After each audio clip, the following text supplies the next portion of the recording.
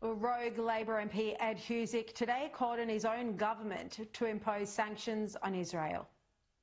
There is an expectation we move beyond words. I think we should be calling in the Israeli ambassador to stress that Australia, as a member of the international community, expects that humanitarian aid, particularly medical supplies, be delivered. And the third area I think we should be actively considering, and I suspect it's probably under active consideration, is drawing up a list of targeted sanctions.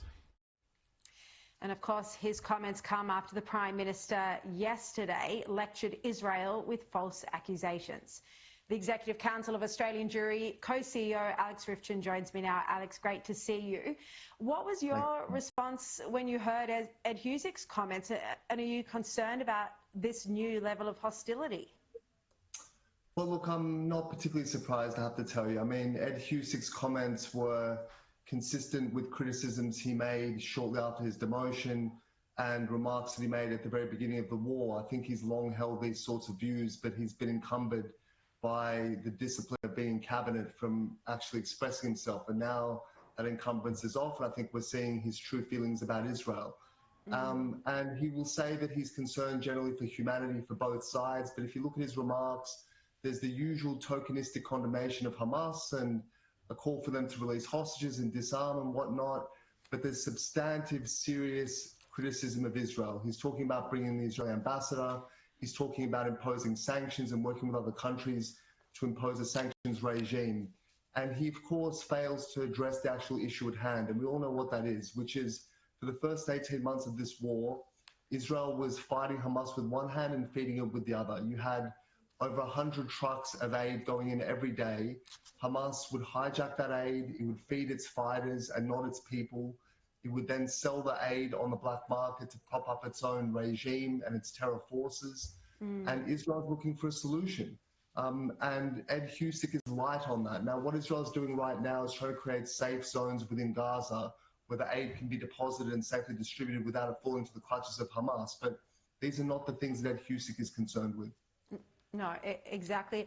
And I mean, it's similar in a way to at least where the blame is being apportioned for Albanese's remarks yesterday, which Palestinian representatives have now praised. I mean, Albanese had this one-sided, biased view where he puts all the pressure on Israel instead of constantly demanding that Hamas releases the hostages and surrenders, because if there were no terrorists, Israel wouldn't need to be in Gaza in the first place. Alex. Well, that's the frustrating thing, Shari, and we know how this war started, but I think the government is quickly forgetting, and I think they're forgetting the situation with the hostages, which is obviously very close to our hearts and something which we will never forget and never let go of. And the fact that Hamas began this war and that they're seeking to achieve the international isolation of Israel, that this sort of condemnation which they're reaping from Western governments, including our own, plays exactly into their strategy. So we've said all along that this war ends with the end of Hamas. Anything short of that means that in a year or 2 years, we'll return to the same cycle of violence, more bloodshed, more needless war. Hamas has to go, and the government, if it was really interested in peace in the region, rather than tokenistic, symbolic statements, it would be joining us, the international community, in saying Hamas to unconditionally surrender immediately, and that would end the civilian and human suffering on both sides. Yeah, well, it sounds tonight. I had Shirin Haskell on the show earlier, and she basically said that Australia has lost its seat at the table to be part of the conversation about what happens to Gaza afterwards.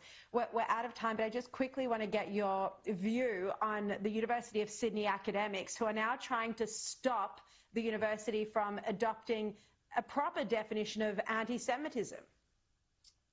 Well, there's nothing surprising in this, and these academics and students at every turn seek to marginalise and isolate Jewish students, and I have to commend particularly the Australasian Union of Jewish Students and the 5A group that have stood up heroically in extremely trying circumstances, and the Jewish community is with them and stands shoulder to shoulder with them, and we will fight this. You know, there is an end to the impunity, being able to marginalise and harass and taunt Jewish students, to keep them off campus, to purge them from society.